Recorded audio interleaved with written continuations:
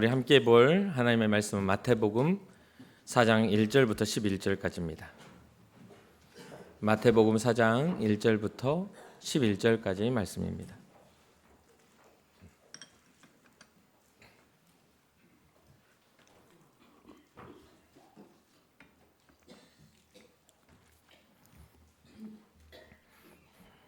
한 절 한 절 교독하고 마지막 절은 함께 읽겠습니다.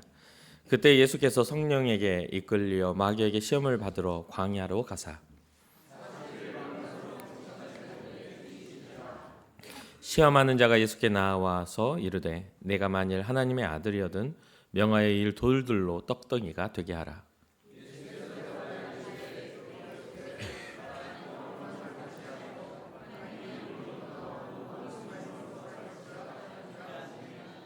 이에 마귀가 예수를 거룩한 성으로 데려다가 성전 꼭대기에 세우고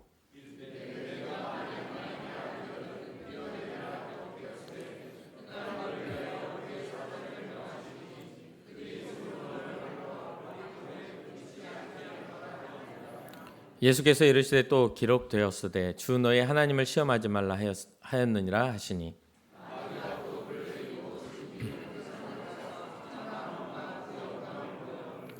이르되 만일 내게 엎드려 경배하면 이 모든 것을 내게 주리라.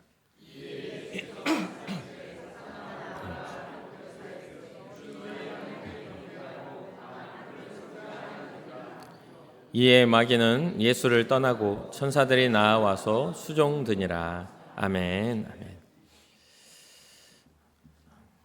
오늘날 어느 시대도 마찬가지겠지만 사는 게 참 치열하게 사라지는 시대인 것 같아요. 현대는 더더욱 그런 것 같습니다.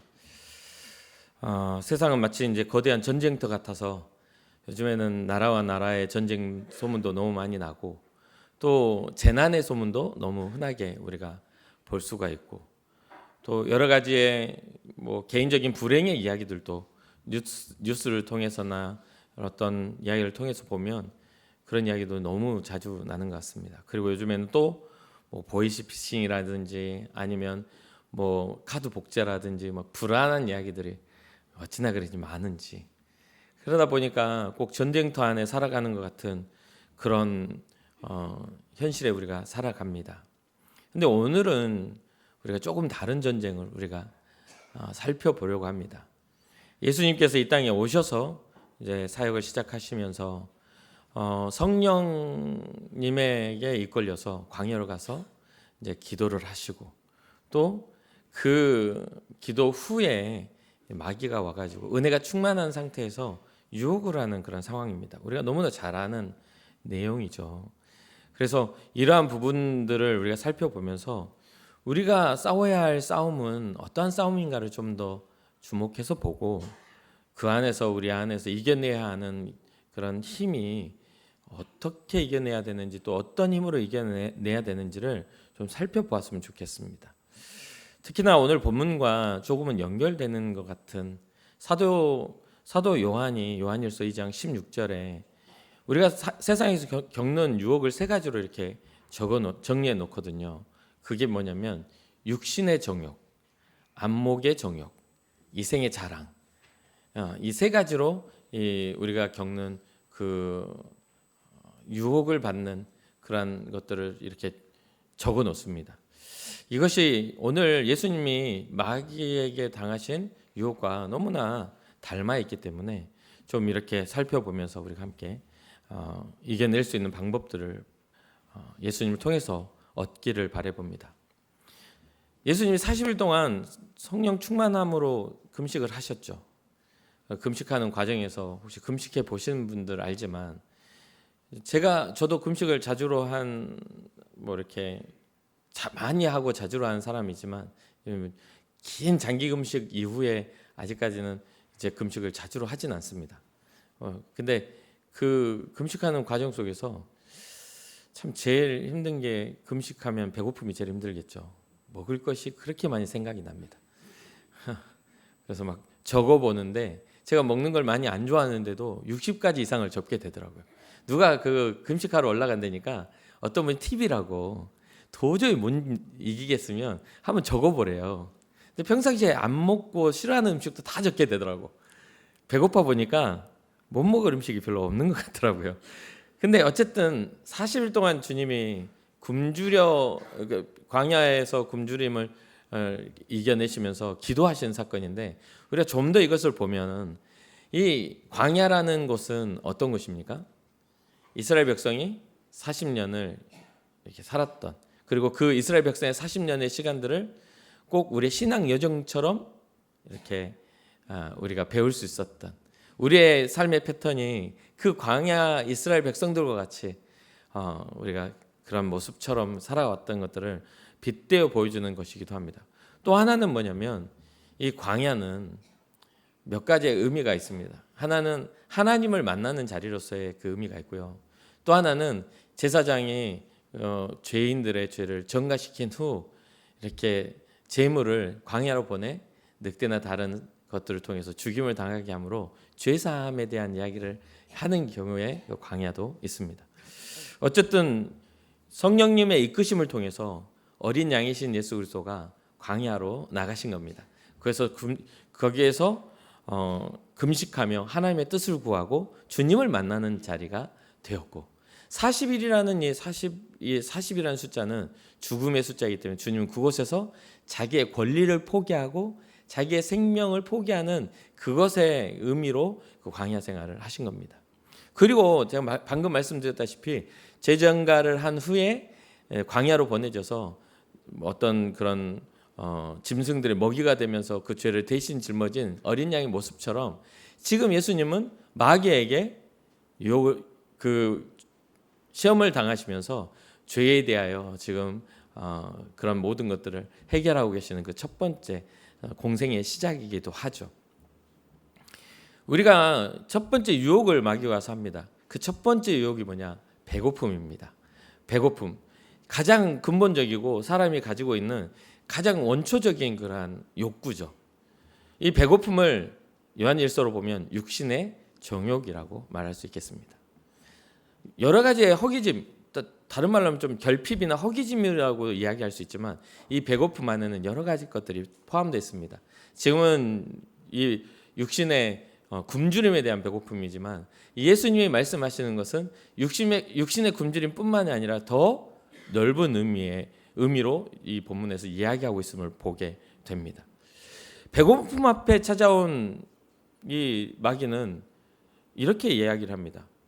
시험하는 자가 예수께 나와서 이르되 네가 만일 하나님의 아들이거든 명하여 이 돌들로 떡덩이가 되게 하라. 그러니까 돌들이 떡덩이가 되게 하라. 충분히 가능하시죠. 오병이어의 기적이 일어나고 주님의 사역 속에서는 죽은 자가 살아나기도 하고, 태어날 때부터 눈먼 자가 눈을 뜨기도 하고, 안진뱅이가 일어서기도 하고, 어떻게 보면 우리의 상식을 초월하는 일들이 분명히 일어납니다. 그런데 그것은 하나님의 영광을 나타내는 것에 대한 증거, 그러니까 예수님의 사역 속에 나타난 하나님의 전지전능하심을 나타내는 증거 속에 모두가 그에 참여하여 연약한 자들이 세워지는 사건입니다. 근데 지금 현재 이 마귀는 어디에 초점을 두고 있냐면, 주의 뜻을 따라 온 예수님의 그 중심에 지금 시험을 하고 있는 겁니다. 아무런 돌덩이가, 배고픔의 돌덩이가 떡덩이가 되게 하셨대라고 해도 우리는 별로 그거에 대해서 이상하게 생각하지 않을 겁니다. 예수님이니까 그렇게 하셨나 보다 할 수 있겠지만, 예수님은 이 마귀의 중심, 마귀가 이야기하고 있는 원초적인 유혹의 그 핵심을 알고 있었기 때문에 이렇게 대답을 하죠. 예수께서 대답하시되 4절입니다. 기록되었으되 사람이 떡으로만 살 것이 아니요 하나님의 입으로부터 나오는 모든 말씀으로 살 것이라 하였느니라. 분명히 광야에서는 만나가 내려졌습니다. 근데 그 만나는 광야를 걷고 있는 이스라엘 백성의 배를 부르게는 했을지언정, 그 만나보다 더 귀중한 하나님의 계명과 율법이 이스라엘 백성을 더 가치 있게 높였다는 것을 잊지 말아야 됩니다. 만나는 인간 욕구의 충족이고요, 하나님의 말씀은 인간 본질의 회복입니다. 이것이 굉장히 중요한 겁니다. 우리의 어떤 방향성이, 우린 배고프고 우린 연약한 존재기에 분명히 먹을 것은 필요하지만 그것이 우선되어지고 하나님의 말씀이 뒷전이 되어지는 순간에 우리는 하나님을 향한 신뢰와 믿음이 무너지고 만다는 것이죠. 하나님의 말씀이 먼저요, 뒤따라오는 우리의 삶을 돌보시는 하나님을 경험하시기를 주님의 이름으로 축복합니다. 그래서 예수님이 이렇게 거절하신 것은 신명기 8장 3절에 그 말씀을 인용하신 겁니다. 사람이 떡으로만 살 것이 아니요 하나님의 입으로부터 나오는 모든 말씀으로 살 것이다. 그러니 하나님께서 이스라엘 백성에게 만나를 주신 이유는 단순히 배를 채우라고 주신 것이 아니라 하나님이 하나님 되심에 대한 선포이기도 하고 인간의 생명, 생사화복이 주님께 달려있다라는 것을 명확하게 자신의 백성들에게 가르쳐 주신 이야기이기도 합니다. 그러니 예수님이 지금 마귀의 첫 번째 시험 앞에서 분명하게 말씀해 주고 계시죠. 배고픔을 타고 들어와서 결핍을 타고 들어와서 어떤 그러한 결핍이 우리의 육신에 먹지 못한 배고픔이 있지만 인정받지 못한 인정 욕구도 있을 것이고 명예욕이나 우리가 가지고 있는 모든 육신의 정욕에 대한 이야기를 이야기하고 있는 거지 않겠습니까? 그러한 것들을 타고 들어와서 하나님께 대한 죄를 지으라고 유혹을 하고 있는 겁니다. 하나님이 없어도 괜찮아. 하나님을 너의 도구로 삼아라. 하나님을 너의 성공의 도구, 네가 인정받기 위한 그 인정의 도구, 그러한 도구로 삼아라. 지금 그렇게 이야기하고 있는 겁니다. 하나님이 막 먹이실 것을 믿기에 당장의 결핍에 마음을 뺏기지 않아야 되는 게 신앙자의 마음인데 당장 배고픔에 더 집중하고 감정에 집중하니까 하나님을 신뢰하지 못하고 그러한 부분들을 이용하는 도구로 삼는 그 미묘한 차이가, 주어의 차이가 굉장히 큰 유혹으로 다가오게 된 것이죠. 이것을 두고 육신의 정욕이라고 말합니다. 항상 똑같은 죄, 하나님 앞에서의 무너진 어떤 신앙적인 무너짐을 우리는 뭔가 교회를 나오지 않거나 뭔가 상처를 입어서 교회를 떠나거나 하나님 원망하는 이 정도로 수준으로 생각을 합니다만 사실은 죄의 모양은요 꼭 그렇게 눈에 두드러진 상실로만 나타나는 것이 아니라 변질로도 나타난다는 것을 잊지 말아야 되는 것이죠. 제가 말씀드리는 걸 이해하십니까? 변질로 나타난다는 거예요. 본질적인 것들이 변질돼 버리는 겁니다. 우리의 인생이 변화돼야 되는데 변질이 돼버리면 그거는 하나님 앞에서 가치를 잃게 됩니다. 진짜 새 사람으로서의 변화가 돼야 돼요. 성령께서 우리의 삶의 가치나 우리가 삶의 추구나 우리의 삶의 주어가 바뀌어야 되는 겁니다. 예수님 아니면 안 된다고. 우리의 구원은 우리 예수님 때문에 되는 것이라고. 주님의 공로 힘입어 나아가는 것이죠. 그러니 우리에게 당연하게 오는 배고픔에 그런 가치를 주님과 바꾸지 마시기를 주님의 이름으로 축복합니다. 예수님처럼 주의 말씀으로 먼저 세워주시고 주님이 공급하시는 은혜로 나중에 채워지는 순서를 달리해서 내가 편해야 믿는 거지라고 생각하지 말고 내가 믿음이 있으므로 평안해질 거라는 그런 순서의 변화를 분명하게 하시길 주님의 이름으로 축복합니다. 두 번째 유혹이죠. 이 두 번째 유혹은 제가 보니까 이생의 자랑과 연결되어 있습니다. 이생의 자랑이라는 것은 과시하고 자랑하는 겁니다. 마귀는 예수님을 성전 꼭대기에 세워놓습니다. 뭔가 권위 있어 보이고 뭔가 성전 꼭대기는 위태로워 보이기도 하지만 뭔가 높은 곳에 세워놓고요. 시험하라고 합니다. 거기서 뛰어내려봐. 그러면 네가 하나님의 아들이라면 너를 받아줄 거다. 그러니까 뛰어내리면 그가 너를 위하여 하나님이 너를 위하여 그의 사자들을 명하시리니 그들이 손으로 너를 받들어 발이 돌에 부딪히지 않게 하리로다. 그러면서 네가 하나님의 아들이라면 한번 해봐. 대단한 능력을 갖지 않았니? 하나님의 아들이니까 그러한 것들을 네가 증명한다면 사람들이 환호하며 와 대단하다 이렇게 말할 거야 라고. 그리고 남들 앞에서 나를 과시하고 싶고 하나님을 이용해서 나의 위치와 가치를 확인받으려고 하는 그러한 일들이 우리 인간의 욕구 속에 있습니다. 예수님에게도 지금 마귀는 그것을 지금 유혹하고 있는 것이죠. 그런데 예수님은 이번에도 말씀으로 이겨내십니다. 신명기 6장 16절을 빗대어 말씀하시죠. 뭐라고요? 7절입니다. 예수께서 이르시되 또 기록되었으되 주 너희 하나님을 시험하지 말라 하였느니라. 예수님의 지식과 예수님의 감정으로 예수님의 생각으로 마귀를 물리친 게 아닙니다. 하나님의 아들이시면서도 하나님의 약속, 아버지의 약속을 가지고 아버지가 어떤 분인지 그 아버지를 의지하여서 한 겁니다. 왜 그랬을까? 그건 고민할 수 있죠. 하나님 성부와 성자와 성령은 삼위일체신데 왜 예수님은 꼭 그렇게 하셨어야만 했을까? 그것은 뭐냐면 주님이 이 땅에 오실 때에 온전한 인간으로 오셨기 때문에 온전한 인간이 어떻게 하나님을 의지해야 하는지를 오늘 본문을 통해서 보여주고 있는 겁니다. 스스로 생각하지 않고 하나님의 생각을 따라 행하는 것이 사명인 거죠. 주님이 원하시는 공생을 시작하고 성령에 이끌려 시험을 받으시는 이 과정 속에서 주님은 철저하게 아버지 중심의 신앙으로, 아버지 중심의 말씀으로 마귀를 물리치고 있는 것입니다. 그러니 사랑하는 성도 여러분, 우리가 신앙자라면 우리의 죄에 대한 거절은 주의 말씀을 의지해서 이겨내야 합니다. 우리의 감정이나 우리의 인식이나 아유 그래도 하는 그런 생각들을 내려놓고 주님은 뭐라고 하시는지, 그러니 주 너희 하나님을 시험하지 말라 하는 이 말씀을 가지고 예수님은 그 두 번째 이생의 자랑을 과시하려고 하고 확인하려고 하는 것들을 물리쳐 내셨다는 것이죠. 예수님의 마음이 왜 그렇습니까? 예수님의 마음이 왜 이랬을까요? 여기 보면은 본문에 기록되어져 있습니다. 오직 하나님께로부터만 온전한 진리가 오기 때문에 그렇습니다. 오직 하나님께로만 우리의 영광은 돌려져야 하기 때문이기도 합니다. 그러니 예수님의 마음은 오직 하나님께 속해 있었기 때문에, 향해 있었기 때문에 이미 하나님이 예수님 자신을 사랑하신다는 것을 주님은 알고 계셨고 신뢰했습니다. 진짜 사랑하고 신뢰하는 그 사이는 증명할 필요가 없죠. 뭔가를 증명할 필요가 없어요. 계속해서 의심할 필요도 없고 그냥 존재만으로도 그냥 신뢰하고 서로를 바라볼 수가 있는 것이죠. 우리가 하나님을 온전히 신뢰할 때 나를 세상에 증명하려는 이생의 자랑은 의미가 없습니다. 하나님이 다 알고 계시고 증명하실 거라는 이야기입니다. 자, 마지막 세 번째 유혹입니다. 세 번째 유혹, 요한일서에 보면 육신의 정욕, 이제 순서로는 안목의 정욕, 이생의 자랑인데 오늘 본문에서는 육신의 정욕, 이생의 자랑이 나왔어요. 그럼 뭐가 하나 남아있죠? 안목의 정욕이 남아있습니다.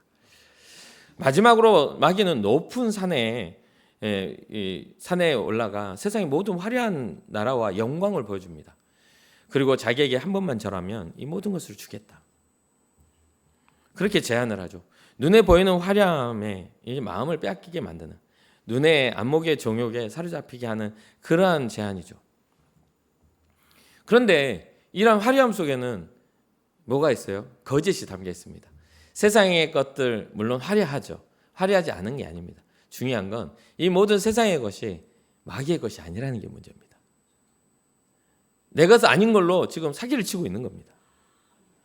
그러니까 우리는 속아서는 안 됩니다. 세상의 화려함이 그것이 우리에게 유익이라는 생각을 갖고 그것을 추구해버리면 안 됩니다. 세상의 모든 영광과 화려함은 하나님의 것입니다. 우리가 뭔가 영광을 얻고 성공과 뭔가 잘됨을 얻으면 그 영광은 하나님께 올려져야 됩니다. 우리의 잘남과 우리의 자랑으로 그것을 삼아서는 안 된다는 이야기죠. 이것이 바뀌어버리면 하나님과 우리가 관계가 없는 존재가 되고 말아버립니다. 우리가 요한일서 2장에 우리가 육신의 정욕과 안목의 정욕과 이생의 자랑을 이야기하면서 거기에서는 뭐라고 하냐면 이것은 아버지께로부터 온 것이 아니라고 말합니다. 우리가 추구하는 그런 것들이 하나님으로부터 온 게 아닌 것들을 추구해서 주님과 상관없는 존재가 되는 것에 대해서 우리는 두려워해야 한다는 것이죠. 사랑하는 성도 여러분, 그러면서 여기에는 뭐가 있냐면요, 예수님 지금 공생애를 막 시작했는데 영광을 보여주고 화려함을 보여주면서 마귀가 자기한테 한 번만 잘하면 다 주겠다라고 이야기하는데 주님이 이 땅에 오실 때에 재미있게도 33년을 살면서 공생애는 3년만 하셨습니다. 30년은 인간의 삶을 살았고요. 3년은 주님을 위한 사명의 사역을 사셨어요. 아니, 뭔가 우리에게 잘 먹고 잘 살고 건강과 장수가 문제라면 주님이 그래도 인간 수명 중에 제일 오래 살면 얼마나 좋겠습니까? 구약시대에 가장 오래 산 무드셀라보다 더 오래 살아서 한 2000년 사시고 지금도 머리 하나도 안 하얘지고 지금도 앉아 계시면 더 좋을 거 아닙니까? 그런데 주님은 딱 3년을 공생의 삶을 사시며 하나님 나라를 가르치십니다. 이 땅은 천년이 하루 같고 하루가 천년 같은 하나님의 영원한 시간 속에 이 땅에 우리 살아가는 점은요, 진짜 먼지와 같은 인생이지 않습니까? 우리가 삶을 살면서 좀 더 장수라고 좀 더 우리가 건강히 살 수는 있을지언정 우리의 삶이 영원하진 않습니다. 그것이 주님의 아픔이고 안타까움인 것이죠. 영원하신 하나님은 우리를 회복하시기 원하고 우리의 가치가 하나님 나라에 있기를 원하시는 분이라 이 말이에요.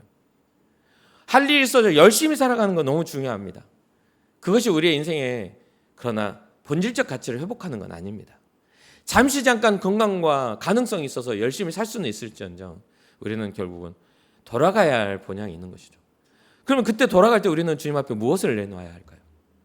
잠시 잠깐의 명성과 이름을 얻기 위해서 우리의 모든 걸 쏟아버리면 안 되는 거 아닙니까?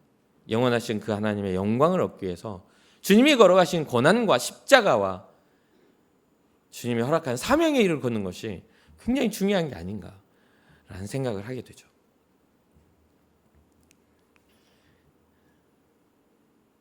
그리고 어떤 분들은 그런 이야기 합니다. 설교를 하고 뭐 하면 그런 질문을 받아요. 아유, 목사님으로 사니까 우리가 하는 고생을 아시겠어요? 뭐 교회에서 주는 사례 받고 뭐 이렇게 교회에서 이렇게 해가지고 살아가시는데 뭐 잘 모르시죠?라고 이렇게 그렇게 말씀하시는 분들도 종종 봅니다. 그러면 한편으로 감사하죠. 아, 내가 고생 안 하게 생긴 얼굴이구나. 아무 고생 안 배고파 보지 않은 얼굴이어서 저렇구나. 이런 생각을 합니다. 근데 그렇지는 않거든요, 사실. 눈물 없이는 들을 수 없는 이야기들이 많습니다. 근데 그런 것들이 마음을 꺾을 수가 없죠. 주님을 향한 사랑을 꺾을 수가 없는 겁니다. 전 교회 안에 성도들한테 사기도 많이 당했습니다. 그거 비참한 일이에요.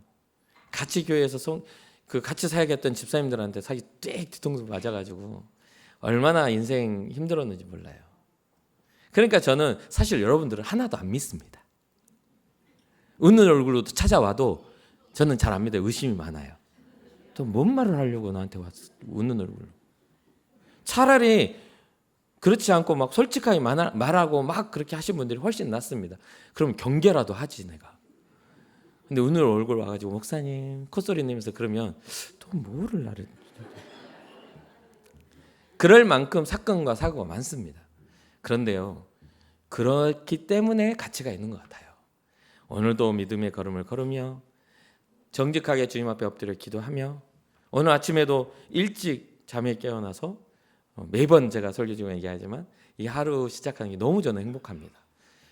흥얼흥얼거리며 성전에 와서 아무도 없는 불 꺼진 곳에 제 방에 앉아 그 조용한 시간에 주님께 내 마음을 드리는 시간이 너무 좋습니다. 그리고 작정하고 또 작정하죠. 오늘도 저는 작정하고 주의 선하신 일을 바라봅니다. 주님을 사랑하는 것을 나는 작정합니다. 주님이 기뻐하신 일에 대한 꿈을 또 꿉니다. 이러한 것들이 주님과의 1대1의 귀한 시간이지 않는가 생각하고 여러분들에게도 권장드립니다. 언제나 우리 주님은 살아계신 하나님이니까. 그러면서 이 안목의 정욕에 대해서 우리 주님이 이렇게 이야기하죠.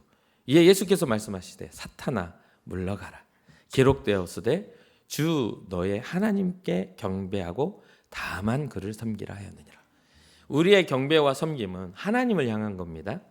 여러분들 열심히 했다고 제가 아이고 권사님 너무 잘하셨어요 했다고 거기에 만족하지 마세요. 저도 믿지 마세요. 전 믿음의 대상이 아니에요.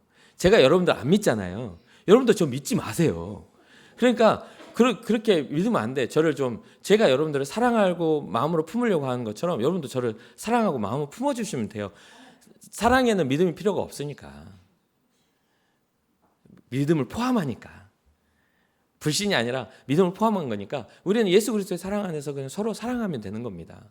그런데 그게 식어지니까 의심하고 미워하고 관계가 깨지는 거 아니겠습니까? 근데 성령의 열매는 사랑으로 시작하니 여러분 사랑으로 시작해서 정말 하고 싶은 말도 좀 절제하고 막 풀어버리고 싶은 그런 것들도 좀 절제해가지고 주님의 영광 나타낼 수 있는 교회를 세워가는 것이 성령의 열매더라. 모든 성령의 열매는 입버릇처럼 말하지만 선하더라. 거짓이 없더라. 그러한 것들을 잊지 말고 사탄이 우리의 마음에 와서 우리를 유혹하려고 하는 것들에 사탄아 물러가라. 우리 하나님만 섬길 거야. 우리 하나님만 경배할 거야. 교회를 통해서 하나님만 영광 받으실 거야.